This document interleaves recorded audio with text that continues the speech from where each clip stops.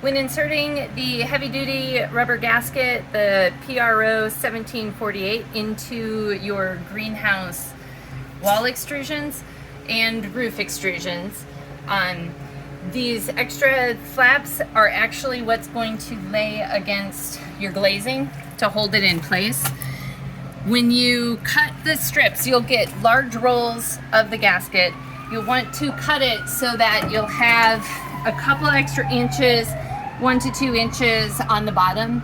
During cold weather, this can shrink, so that will give you some extras. On the roof, it is best if you have it come and hang and then you tuck it into the gutter. The easiest way to install this gasket without hurting your thumbs first is it is helpful to wear gloves, otherwise you end up with greasy fingers. So it'll keep your fingers clean. When you roll it, don't try to just push it in because it will hurt your thumbs. The best way to do it is get it started, fold it back on itself, and kind of lay it in as you roll it back, and it makes it much, much easier to get it into this channel. If you don't have it in the channel, you'll notice you get a little bulge, then you just need to go back and push that bulge in.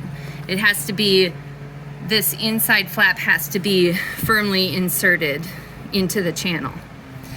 So just roll it into the channel is the easiest way.